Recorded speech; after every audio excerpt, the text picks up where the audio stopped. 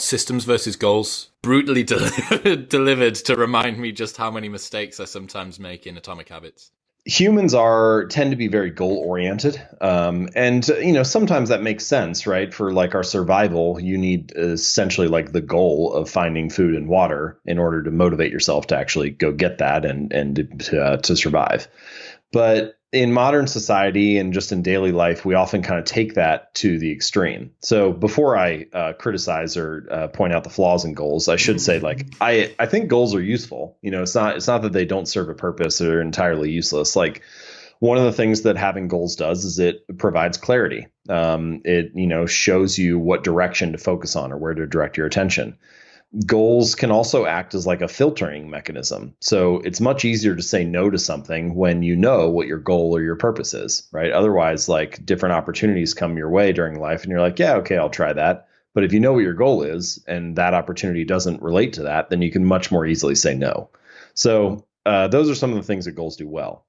But there's a lot of things that goals don't do well, or that we kind of overvalue the importance of goals for making progress. And so one of the things is that, and I've actually talked to Ben Bergeron about this before. One of the things is that winners and losers often have the same goals. So in any particular domain, like in the Olympics, pretty much every Olympian has the goal of winning the gold medal. It's not the goal that separates them. Or if you're applying for a job, pretty much every candidate who applies for a job has the goal of getting that job. So the goal is not the thing that makes the difference. And so the question is, well, what is it? And it's the process and the habits and the preparation that precede the goal, or in some cases follow after you've set your sights on something. And so that collection of habits and processes, the collection of habits that you follow and use to prepare, that's what I call your system. And so I think that we should place more value on the system and less value on the goal. And there are a couple other reasons or why this distinction between the two are important. So let's just lay out kind of in clear examples. What's the difference between a system and a goal? So your goal, if you're a basketball coach, your goal might be to win the championship. But your system is the way that you recruit players and assistant coaches, the drills that you do at practice each day, your process for reviewing film. And, if you're a writer, your goal might be to write a best-selling book, but your system is how you research topics, your writing habit and how you show up and write each day, the editorial process and how you review your writing and improve it, and on, right? So the goal is the outcome that you want. The system is the process that you follow for getting there.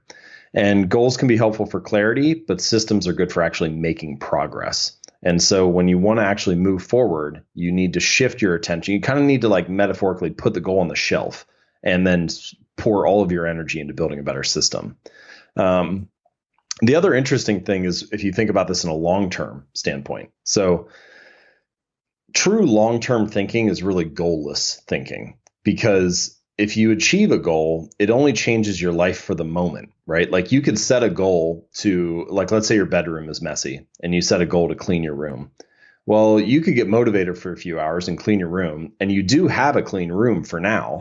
But if you don't change the sloppy, messy habits that led to a dirty room in the first place, then you just turn around, a week later or a month later, and you end up with a dirty room again. Yeah. And so it's actually, you think you need a clean room, but actually what you need are the habits that precede a clean room, or the habits that deliver a clean room. And this, I think, is true in so many areas of life. We think that we need to change our goals, but actually we need to change our system. Actually, we need to change the habits that we're following each day. And so this is why I say you don't rise to the level of your goals. You fall to the level of your systems. You can have whatever goal you want. Every candidate has the goal to get the job. Every Olympian has the goal to win the gold medal. But if you don't have the systems to support that, if you don't have the habits and rituals to actually make it a reality, then your goals are going to fall flat. And so having the vision is one thing, but it's probably the easier thing. It's actually the habits that make you move forward and make progress.